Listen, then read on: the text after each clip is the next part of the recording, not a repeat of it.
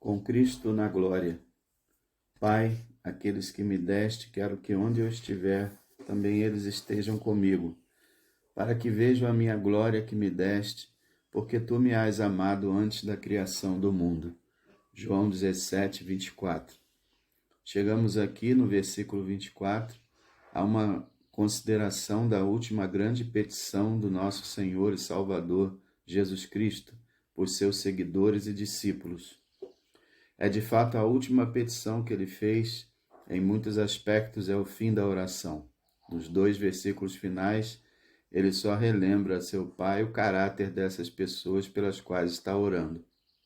Pai justo, o mundo não te conheceu, mas eu te conheci, e estes conheceram que tu me enviaste a mim, e eu lhes fiz conhecer o teu nome, e lhe farei conhecer mais, para que o amor com que me tens amado esteja neles e eu neles esteja. Versos 25 e 26. Esta é então a última das grandes petições. E ao mesmo tempo, de maneira notável e extraordinária, ela resume em si a oração inteira, de modo que, quando a examinarmos, não estaremos só considerando o novo pedido especial, também estaremos recordando certas coisas que estivemos considerando à medida que temos progredido através desse glorioso e tremendo capítulo. Agora, ao passarmos a examinar o verso 24, certamente todos nós devemos concordar que o nosso maior problema, falo de cristãos, é que nos dispomos a ver a verdade acerca de nós mesmos. Não nos dispomos a ver essa verdade. Nesta vida cristã há muitos problemas e dificuldades, mas cada vez mais me parece que muitos de nossos problemas, se não todos, surgem simplesmente do fato de que não percebemos, não entendemos e não apreciamos como deveríamos qual é a real verdade a nosso respeito como cristãos. Nas Escrituras temos palavras grandiosas, como estas desse versículo.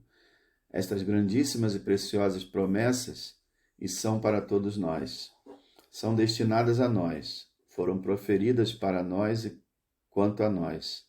Muitas delas são descrições de nós, e todavia, quão pouco nós captamos esse fato, quão pouco apercebemos da verdade que nelas está guardada como verdadeira relíquia, e quão lentos somos para aplicar essas coisas a nós mesmos.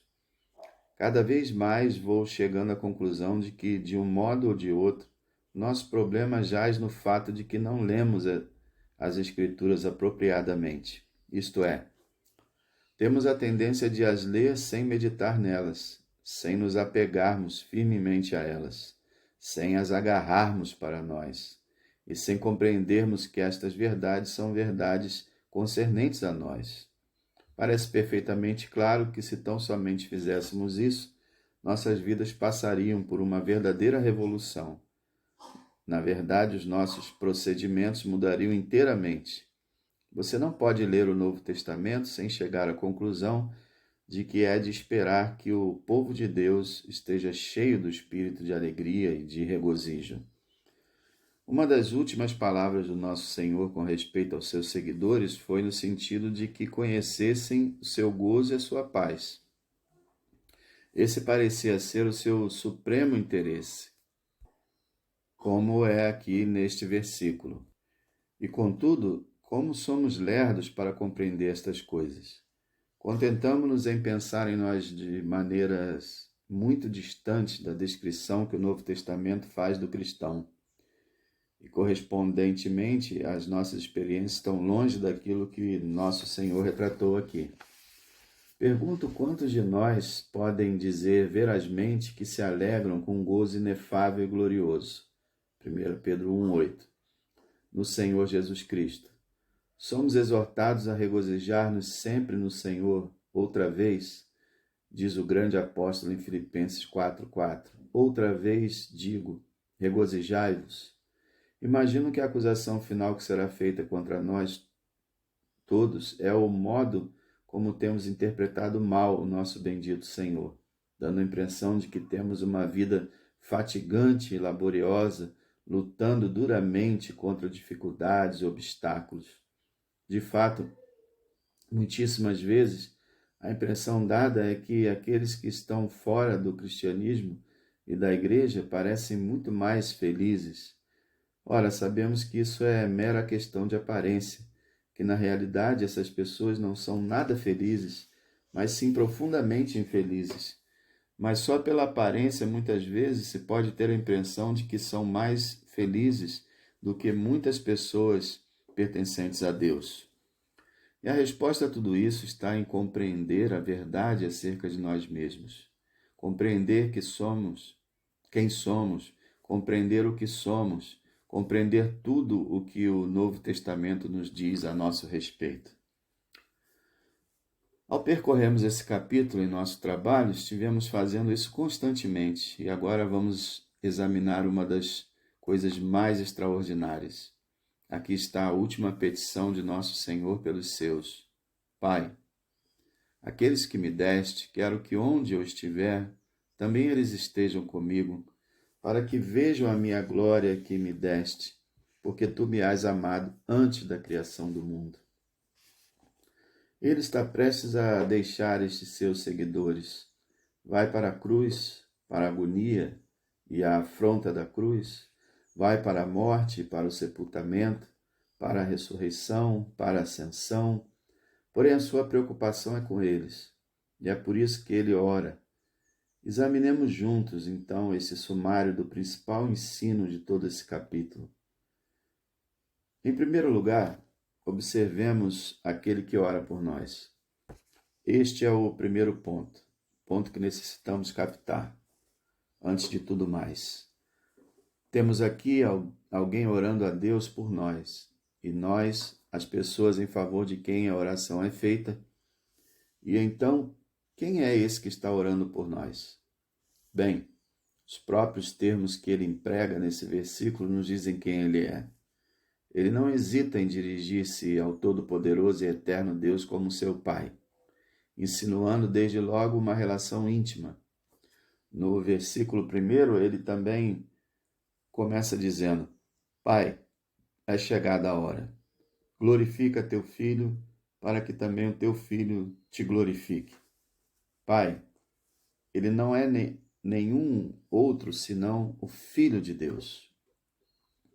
A próxima palavra que devemos examinar é quero, palavra deveras espantosa.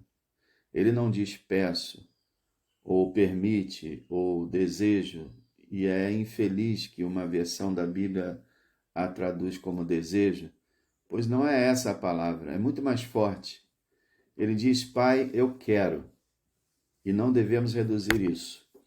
Em outras palavras, aqui está alguém que pode chegar à presença do Deus eterno e dizer, Pai, eu quero que esses estejam comigo onde eu estiver.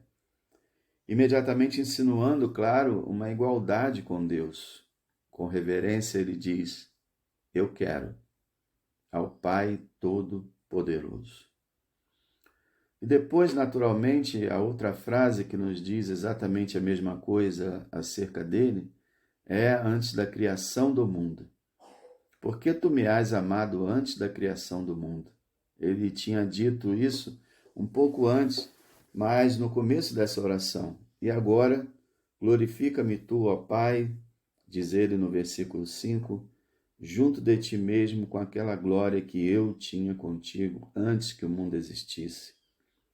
Não precisamos demorar-nos aqui com isso agora.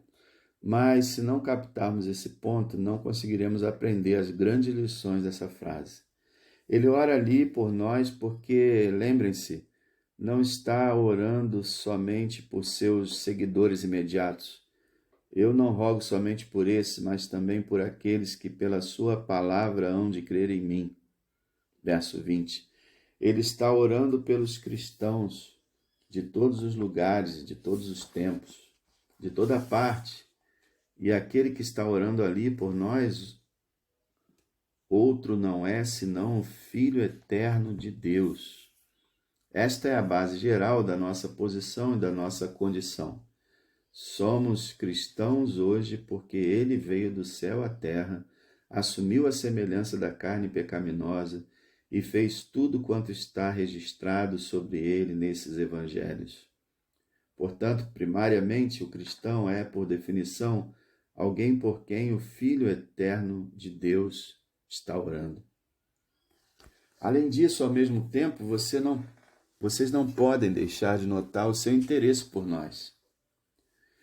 Quem dera estivéssemos percebidos disso, quando assediados e atacados pelo diabo, pelo pecado e pela tentação. Quando encaramos na vida cristã certas dificuldades que nos atribulam e nos deixam perplexos, e também as dificuldades que temos com nós mesmos e com outras pessoas, a nossa tendência é achar que estamos inteiramente sós e que ninguém entende o que está se passando. E a tudo isso, a resposta é que aqui está o Filho de Deus, à sombra da própria cruz, sabendo que está diante dele, e contudo, seu interesse primordial é pelos seus. Vocês pensariam que ele iria passar todo o seu tempo orando por si mesmo, mas, se examinarem esta oração, observarão que somente os 5 versos iniciais são dedicados a si mesmo. Os demais são dedicados inteiramente à sua intercessão em favor dos seus seguidores. Não há nada que seja mais importante do que compreendermos o fato de que o nosso Salvador é o Filho eterno de Deus, que ele orou por nós na terra e que nesse momento ele está intercedendo por nós à destra da glória e do poder de Deus no céu. Que diz ele, então, a nosso respeito? Já vimos a verdade sobre aquele que ora. E então a segunda coisa que devemos perguntar é: o que é certo acerca de nós? Mais uma vez, vemos a resposta dessa frase que o nosso Senhor emprega várias vezes nesta oração. Somos descritos como aqueles que tu me deste.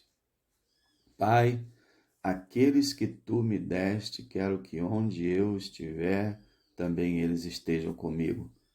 São cristãos aqueles que o Pai deu a seu Filho.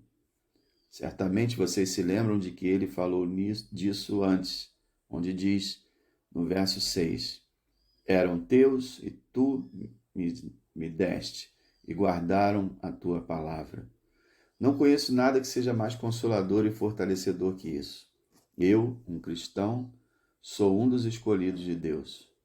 É a grande doutrina das Escrituras, que vocês encontram em toda parte. E o nosso Senhor a repete 7 vezes nessa última oração a seu Pai. Estas são as pessoas que Deus tinha escolhido antes da fundação do mundo, pessoas que pertencem a Deus. E ele as deu a seu Filho, o Senhor Jesus Cristo. Porventura existe alguma coisa mais maravilhosa que isso? Notem depois que somos objeto do especial interesse e cuidado de Deus. Ele nos conheceu mesmo antes de nós nascermos. Antes que ele formasse o homem ou criasse o mundo, ele tinha essas pessoas que escolhera e ali as dera ao Filho. Como temos visto, houve uma grande reunião da Trindade na eternidade e o Pai deu essas pessoas ao Filho e o enviou com essa grande missão de prepará-las para o gozo eterno de Deus. Isso é cristianismo. Simplesmente isso. Essa é a razão pela qual o Filho de Deus veio ao mundo. Toda a humanidade tinha pecado e tinha caído de sua relação com Deus. Estava fora da vida e do amor de Deus. Deus enviou seu Filho ao mundo para fazer aquelas coisas por estas pessoas que ele lhes dera. E tudo que o Filho fez nesse mundo, ele o fez por estas pessoas. Ele o fez por nós. Deus o enviou com esse propósito, como nosso Senhor já assinalou pessoalmente para nós. Lhe deste poder sobre toda a carne, para que dê a vida eterna a todos quantos lhe deste. Por isso ele pode dirigir-se a seu Pai e dizer-lhe: eu glorifiquei-te na terra, tendo consumado a obra que me deste a fazer. e agora ele diz que vai voltar ao Pai. Pois bem, se você é cristão, é isso que é verdade a seu respeito. O tempo todo você tem sido objeto especial do interesse e do cuidado de Deus. Ele o amou ao ponto de até enviar seu Filho do céu à terra por você, e até a morte de cruz, para que você realmente fizesse parte de seu povo, para que você tivesse nova natureza, nova vida, para que pudesse estar preparado para estar diante dele, fruí-lo por toda a eternidade. Aqueles que tu me deste. Depois você nota que negativamente somos contrastados com o mundo. O Senhor fez isso em toda a sua oração. Eu rogo por eles, não rogo pelo mundo, mas por aqueles que me deste do mundo, porque são teus. Verso 9. E agora ele prossegue no verso 25. Pai justo, o mundo não te conheceu, de modo que nesse ponto ele não está preocupado com o mundo, mas eu te conheci e estes conheceram que tu me enviaste. Estes, quem são? Obviamente não são do mundo. Eles estão separados, foram tirados do presente mundo mau, foram dados ao nosso Senhor como um povo especial, escolhido de Deus. Bem, o aspecto disso que desejo salientar nesse ponto é o consolo e o fortalecimento que nos vem disso tudo. O consolo de saber com certeza que estamos nessa maravilhosa e bem-aventurada relação com Deus. Acaso meditamos nessa verdade? Pensamos nisso? Regozijamos-nos nisso? Como devemos regozijar-nos? Permitam-me repetir. Vemos aqui o próprio Filho de Deus, pouco antes do fim, e é isso que ele tem em primeiro plano em sua mente, essas pessoas que tu me deste, essas pessoas por quem eu vou morrer, essas pessoas que vou salvar, dando a minha vida em resgate por elas. Pai, diz ele, é isso que eu quero, concernente a elas. Mas a pergunta é, nós não reconhecemos? Conhecemos-nos nesses termos? Não se dá o caso de que muitas e muitas vezes pensamos em nós mesmos como homens e mulheres que se decidiram ser justos ou cristãos? Nós assumimos isto e vamos fazê-lo? Mas antes de eu e você termos nascido, fomos escolhidos por Deus e fomos dados ao Senhor Jesus Cristo. Ele veio ao mundo porque o Pai lhe deu você e todos os outros cristãos para poder resgatá-los e redimi-los. E ele veio e fez isso. E você é uma daquelas pessoas que foram adquiridas por seu precioso sangue. Oh, a tragédia de não compreendermos essas coisas, a tragédia de confiarmos tanto em nós mesmos e em nossas atividades que perdemos de vista a verdade mais preciosa de todas. Temos considerado, então, aquele que ora e as pessoas pelas quais ele ora. E assim agora, a nossa terceira pergunta deve ser: que é que ele pede por nós? Por certo, vocês se lembrarão de que, conforme fomos estudando esse capítulo, vimos algumas petições. Ele ora no sentido de que sejamos guardados do mal que há neste mundo e do maligno que está por trás disso tudo. Que sejamos guardados do diabo, das suas maquinações, que sejamos guardados do seu sutil poder, da sua inveja, de tudo que visa separar-nos de Deus.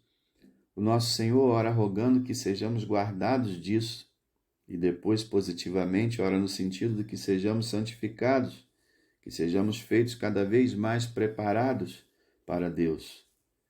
E essa é a maneira de examinar nossas vidas nesse mundo como cristãos. Esse mundo é uma preparação para o próximo. Estamos sendo preparados para a glória. E isso é santificação.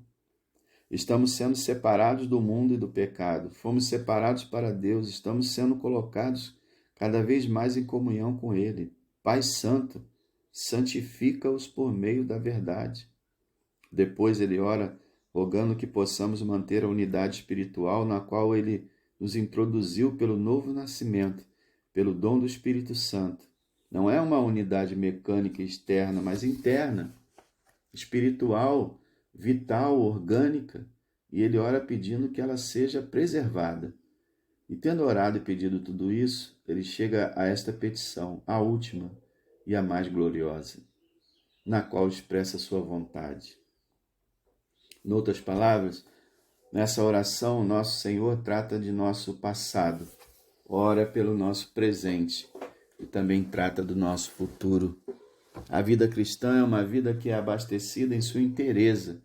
Essa é sua grande glória. O passado será esquecido. Um gozo presente nos é dado. Futura graça nos é prometida. Uma gloriosa coroa no céu. Assim diz o hino, e assim está o nosso Senhor agora, olhando para o futuro, vendo através do véu e dando a nós um vislumbre do que nos espera. Vocês veem que em todos os aspectos ele nos supriu e supre. Ele intercede em nosso favor enquanto ainda vivemos nesse mundo. Mas não para aí, vai adiante. E ao querer isto para os seus seguidores, incidentalmente nos ensina algo sobre o nosso estupendo e glorioso futuro. Qual será então o futuro que nos aguarda como cristãos? Permitam-me lembrar-lhes novamente o nosso trágico fracasso em não compreendermos a verdade acerca de nós mesmos, que nos espera quando viermos a morrer. Quero apresentar essa mensagem fazendo uso de um contraste nesse ponto. Quando eu estava preparando justamente essa mensagem, aconteceu que li uma passagem de um jornal diário sobre o título Estas Grandes Palavras. E as grandes palavras eram estas: gosto de considerar um lugar que ainda não vi, mas ao qual vou chegar afinal, em pleno repouso e assinalando o fim dessas viagens e a segurança quanto às reviravoltas do mar. Esse lugar será uma angra cercada de altas colinas, onde não haverá casa alguma e nenhum sinal de homens, e rodeada por um terreno quase deserto, mas o sol, já indo para o ocaso, brilhará agradavelmente sobre ele, sobre o cálido ar. Será um lugar bom para a gente dormir. O curso do rio que corre para esse abrigo passa por trás de uma pequena e aprazível praia de seixos, que vai obliquamente para o mar, descendo da íngreme encosta de uma colina, e será um quebra-mar feito por Deus. A maré subirá silenciosa e suavemente por trás, enchendo as tranquilas reentrâncias, enchendo-as como a um cálice de refrigério, de serenidade, um cálice de desenlace. Então, com que prazer farei rondar meu pequeno barco, simplesmente rodeando o ponto daquela praia de seixos, observando as águas rasas pelo remanso e as águas profundas por sua cor azul, onde o canal corre do oceano para o rio. Subindo o curso deste, adentrarei a Angra e as suas portas se fecharão por trás de mim, pontal contra pontal, de modo que não mais verei o mar aberto, embora ainda ouça o seu longínquo ruído, mas tudo será silêncio, exceto aquele distante eco da arrebentação que das altas colinas vem, e a noite já se irá adensando sob esta luz que vai fenecendo inteiramente só neste lugar. Soltarei a corrente da âncora e a deixarei chocalhar pela última vez.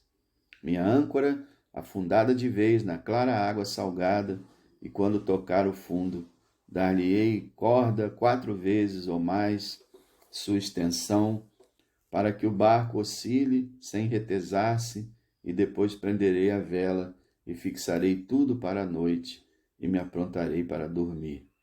E esse será o fim do meu vagar. Estas grandes palavras, graças a Deus que não são das Escrituras, são o que o mundo chama grandes palavras, e suponho que no sentido literário são belas, porém, graças a Deus que eu não fui chamado para pregar literatura. Admiro, se vocês quiserem, a beleza da linguagem, mas não posso pensar em coisa alguma que produza tão forte contraste com o texto que estamos considerando juntos agora. Será esse o fim? Será isso que a morte significa para o cristão? Ficar só, sem pessoa alguma, sem ninguém, só fazendo girar um pequeno barco, circundando o pontal, vindo do turbulento oceano, para que esse pequeno remanso e ali sozinho você cai no sono e termina a viagem? Oh, como dou graças a Deus pelo Evangelho cristão! Não posso imaginar coisa mais terrível que isso. Isso é pessimismo, é desespero, é o desejo de ficar sozinho. Meu amigo, se você é cristão, não é isso que espera, é isso. Pai, aqueles que me deste, quero que onde eu estiver, também eles estejam. Vocês veem o contraste? O desejo do cristão não é estar só considerando isso como a suprema bem-aventurança, é estar onde Cristo está, onde eu estiver. Para onde vamos? Vamos para algum lugar silencioso, rodeado de maravilhosas colinas e do tremeluzir de luzes sobre as ondas?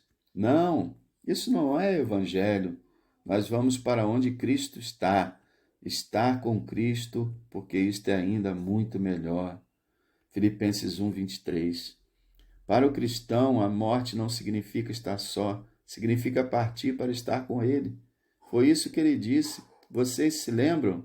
Ao ladrão que morria a seu lado na cruz, hoje disse ele: você não vai para um pequeno remanso para estar sozinho, para lançar âncora e cair no sono.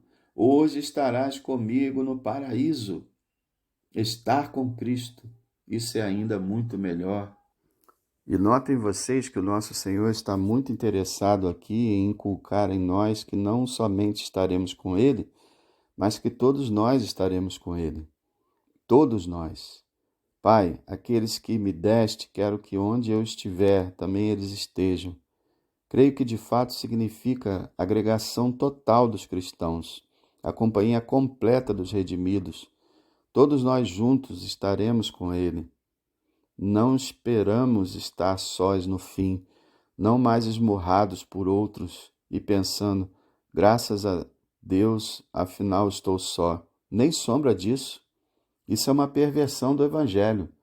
É algo que meramente apela para a mente natural, pela beleza de sua linguagem. O que o cristão espera é isso. 10.000 vezes 10.000, trajando cintilantes vestes brancas, os batalhões das hostes dos remidos, as escarpas de luz em tropel sobem. Tudo está consumado. Consumado está seu combate contra a morte e o pecado. Abram-se os portais de ouro e entrem os vencedores. A própria essência da posição cristã é que os cristãos querem que todos compartilhem o que eles têm e aguardam o céu para estar com os 10.000 vezes 10.000, com os milhares de milhares. Isto é o céu. Não ficar sozinho, graças a Deus, mas estar entre estas hostes de resgatados, de redimidos, ali reunidos com segurança, todos os que conosco na terra partilharam comunhão cristã, juntando-se a nós nos cânticos, os santos que partiram antes de nós, os santos que vieram depois de nós, todos ali, juntos.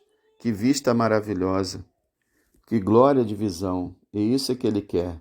Onde eu estiver, também eles, todos eles, estejam comigo. E que é que vamos fazer lá? Bem, o que Ele diz é o seguinte: Pai, aqueles que me deste, quero que onde eu estiver, também eles estejam comigo, para que vejam a minha glória que me deste. Grande palavra esta, vejam, o sentido aí é de contemplar, apreciar como espectador uma cena extraordinária, algo incomum e excepcional. Muitas vezes temos esse tipo de experiência, não temos? Pode ser que estejamos andando fora de casa e de repente dobramos uma esquina e vemos uma cena maravilhosa.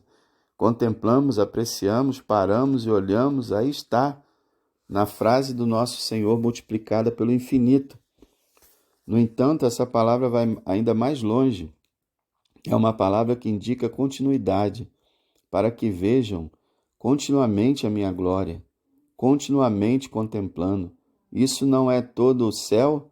Claro, mas está perfeitamente claro com base nas Escrituras, especialmente com base no livro de Apocalipse, que esta é uma das coisas principais do céu: olhar para o Senhor Jesus Cristo, apreciá-lo, tornar a apreciá-lo, contemplá-lo, sim, e muito especialmente, diz ele, contemplar sua glória. Pois bem, isto é muito importante, ele diz, para que vejam a minha glória que me deste. Precisamos entender isso muito bem. E mais, como notamos em nosso estudo anterior, obviamente isso não pode significar a sua glória eterna, inerente como Filho de Deus, porque essa glória não lhe foi dada.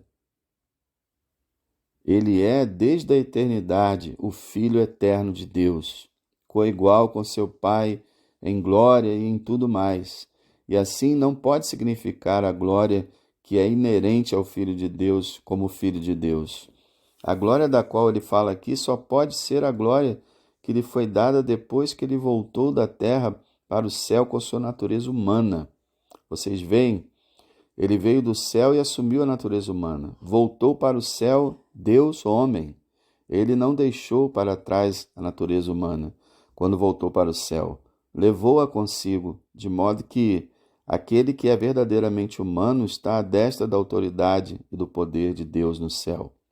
Voltou como Deus homem, e uma glória especial foi-lhe dada como Deus homem, como Salvador do seu povo. Paulo trata disso em Filipenses capítulo 2, em sua grande declaração sobre a encarnação.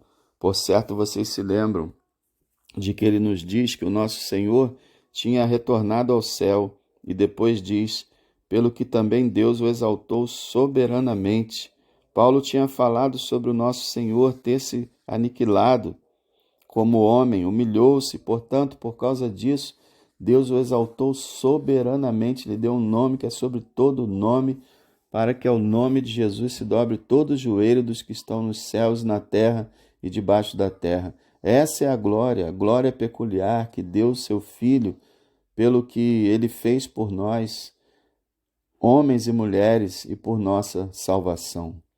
E o que o nosso Senhor quer aqui é o seguinte: ele fala com seu pai, praticamente diz: Pai, o que estou vislumbrando é isso. Como expressa o autor da Epístola aos Hebreus, o qual, pelo gozo que lhe estava proposto, ele via isso, ele sabia o que estava para vir. Por isso aqui ele se dirige a seu pai e diz: Pai, eu quero. Eles me viram aqui na carne, eles me viram como um homem de dores e que sabe o que é padecer, eles me viram como alguém que não tem onde reclinar a cabeça, eles me viram com a coroa de espinhos em minha fronte e vão me ver com sangue fluindo das minhas mãos e do meu lado.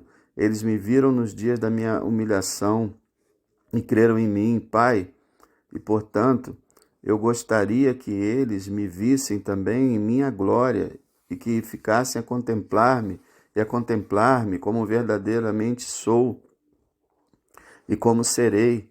É isso que está à espera de mim e de vocês. Mas permitam que eu prossiga e complete isso, pois vejo em 1 João 3,2 que contemplar essa sua glória também significa participar dela. Ainda não é manifestado o que havemos de ser, mas sabemos que quando ele se manifestar, seremos semelhantes a ele, porque assim como ele é, o veremos. Em outras palavras, você não pode contemplar essa glória sem que ela se reflita em você. Contemplá-la é assemelhar-se a ela, é estar transformado. Paulo diz a mesma coisa quando declara: esperamos o Salvador, o Senhor Jesus Cristo, que transformará o nosso corpo abatido para ser conforme o seu corpo glorioso, segundo o seu eficaz poder de sujeitar também a si todas as coisas. Para dizê-lo de outra forma, esperamos não somente vê-lo e contemplá-lo e observar sua glória, também esperamos ser transformados à imagem e semelhança da sua glória. E o que é ainda mais maravilhoso é o fato de que o nosso Senhor quer isto para nós. o que significa que certa e seguramente é o que vai acontecer conosco. Vejam vocês, é nesse ponto que não entendemos a nós mesmos. Como é que podemos ser o que somos como cristãos?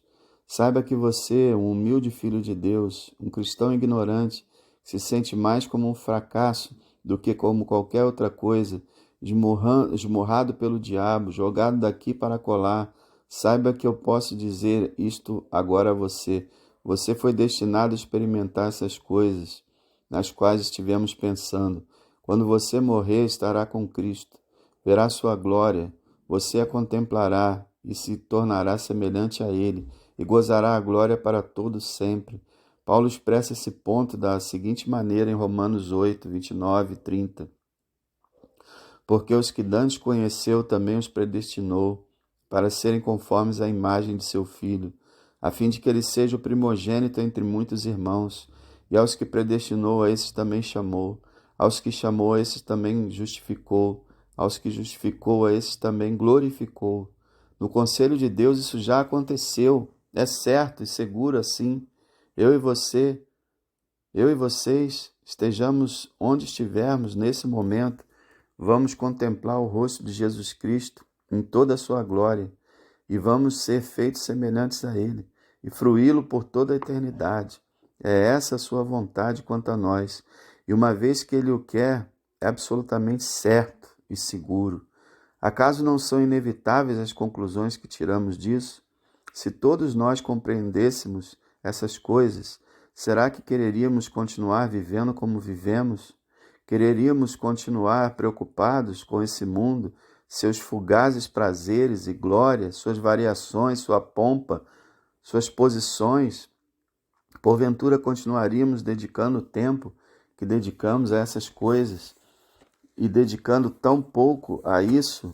Se realmente compreendêssemos o que aqui nos é dito, iríamos pedir desculpas por sermos cristãos, às vezes quase temendo que os outros saibam que somos cristãos? Seríamos desse jeito se crêssemos nisso, se soubéssemos que caminhamos para o céu? Mas se somos cristãos, e isto é isso que vai acontecer, é absolutamente certo. É mais do que qualquer coisa que exista sob o sol. Hoje que vamos contemplá-lo e contemplar sua glória, e que vamos tornar-nos semelhantes a Ele. Então, seja o que for que você esteja fazendo, coloque isso em primeiro lugar em sua mente. Pense nisso de um modo como nunca pensou antes. Nunca deixe passar um dia sem se lembrar de quem e do que você é.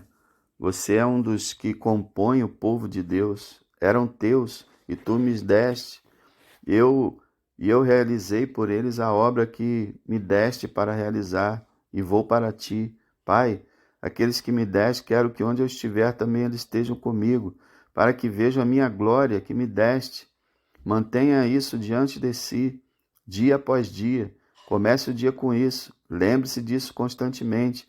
Pensai nas coisas que são de cima, não nas que são da terra, porque a nossa leve e momentânea tribulação produz para nós um peso eterno de glória muito excelente, não atentando nós, não olhando firmemente para as coisas que se veem, mas nas que se não veem, porque as que se veem são temporais e as que se não veem são eternas, porque sabemos que se a nossa casa terrestre desse tabernáculo se desfizer, temos de Deus um edifício, uma casa não feita por mãos, eterna nos céus. Portanto, vamos sempre, noite após noite, montar nossas tendas portáteis, cada dia mais, uma etapa mais perto do lar. Oh, não pense no fim de sua vida como uma saída do oceano para uma pequena angra onde poderá estar sozinho. Antes, pense nele como ir estar com Cristo e com todos os seus santos redimidos, para encontrar-se de novo com aqueles que foram peregrinos com você nesse mundo, para juntar-se a eles no cântico de louvores, aquele que o amou a ponto de morrer por você e que ressuscitou para salvá-lo. Imagine-se entre as hostes dos remidos, entre os 10.000 vezes 10.000, cantando para todo sempre os louvores do Cordeiro que foi morto e que nos redimiu. Que herança, que promessa, que esperança, que glória! Bendito Deus e Pai de nosso Senhor e Salvador Jesus Cristo. Amém.